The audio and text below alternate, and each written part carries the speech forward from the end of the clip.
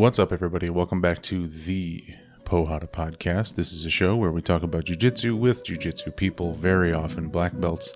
This time around, though, you are once again stuck with me and my run-on sentences and hopefully some decent thoughts. So hang tight. Before we jump in, though, usual shout out to Hamel Jiu-Jitsu, where I roll once or twice a week. They even let me teach a few classes. It's a good time. If you're on the west end of the cities, come check us out. And, of course, a second shout-out to Salt Electrolytes. The ultimate blend of electrolytes that meets your body's needs, contains only the best ingredients, and has a perfect real fruit flavor. Like I've said a bunch of times, I'm on Team Mango myself. No sugars, no dyes, no BS. Use the code PORRADA at checkout for 15% off. That's saltelectrolytes.com. Acknowledge the Got It Day. A letter. I think it's really important for jiu-jitsu coaches to deliberately and maybe publicly acknowledge when a student is having a Got It Day.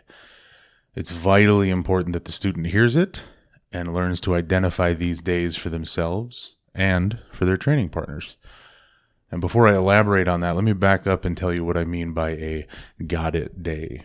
A Got It Day, as I've experienced it, is the seemingly unconscious accumulation of advice, tips, trying the small movements that seem both silly and impossible, and just the repetition of all the ideas. And it finally clicks, and things finally feel right, or close to it. And not just for a moment, not just a single little golden nugget takeaway like we've talked about on the podcast, but a whole class filled with those moments. A day of jiu-jitsu where you walk away thinking, wow, things are making sense. Now, admittedly, in my experience, this day is a little bit of a wolf in sheep's clothing, unfortunately, as the floggings are sure to continue. It's probably akin to finally gathering enough vocab words in a new language, such that you can stumble through some sentences, and maybe, just maybe, the idea of a coherent paragraph starts to feel feasible. Then, of course, that wool coat drops off, and the person you're donde está el bañoing comes back at you with a fast-flying 3-paragraph answer on how to find the shitter. But you're getting there. It's starting to come together for you. You're still lost, still drowning, and still living that bottom-side control life, but you're stuck inside control, realizing that flat on back is bad. Connect elbows to knees. They want you to be still, so just don't be still. Things are making sense, and you're feeling it finally. Some of it's just in your muscles now, and the other parts are finally just at the top of your mind.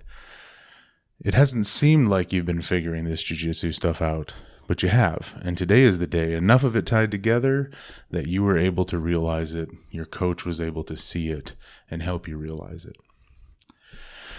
There's versions of this all along the way, I think, but the 3-stripe white belt might not even see or feel this happening. The 2-stripe blue belt may have their suspicions, but might feel like I'm still getting tapped 3 to 5 times around, so it can't be real. I'm not actually getting it. And even the purple belts might have eventually felt deceived or betrayed by previously perceived got it days in the past, not to infuse my own experience into this. But, so as a coach and as a training partner, I think it's incredibly valuable to speak up and point out when someone is in the midst of this got it day. As is my custom, I'll use a personal example. Earlier this very week, I was running the 11 a.m. no-gi class at Hamel Jiu-Jitsu. A longtime student and a morning regular is in class. She doesn't have much of an athletic background from what she's told me. She does have a strong aversion to hurting herself and others, which is commendable in my opinion, but not particularly helpful when your goal is to learn how to strangle somebody. And with both those things in mind, you might guess that the deeply layered nature of jiu-jitsu hasn't come to her very quickly. And you'd be right. And the required element of putting your weight on your partner, leveraging against them instead of moving around them, has continued to be foreign to her. So her jiu-jitsu summary has been, if the first grip or movement or position didn't work, she'd freeze. She's done. That's the end of the ideas. And if ever she was on top, she wasn't, really. think we can all probably relate to this to some degree. A lot of that changed on Tuesday, and I mean a lot. I wasn't looking for her got it day, but she put it on full display such that I couldn't miss it. She looked heavy and attached as she worked the passes we were doing. She was moving this grip to there instead of gluing it to the first position she put it in. She was trying to complete things without freezing and doubting herself along the way. Ultimately, she was trying stuff without concern for it being wrong or immediately failing. Learned jiu-jitsu on full display, in my opinion. And when I made a point of saying, "You're having the best day of jiu-jitsu I've seen you have yet," she started beaming. Big smile, hair flip, and she said, "I know, this is so fun," with more enthusiasm than I put behind it. The odds are good that if you're seeing it as the coach, they're feeling it as the student. And the odds are good that their training partners, as was the case in my example here, noticed it too. The whole room was cheering her on at that point. Everyone agreed that, wow, you had a great day. Everything felt really good. Positive feedback breeds a positive environment, which is where learning is best. So I would guess I would close this with a little freeform thoughts here in that I think it's required for me and for everybody to experience the positive feedback that, hey, what I've been working on is actually getting better. I'm kind of getting the hang of it, whatever it might be. But it's vitally important, frankly, required as the coach, as the instructor for the class, to be able to identify that stuff and point it out, to pull the positive out of this sea of mixed blessings that is the practice of jiu-jitsu.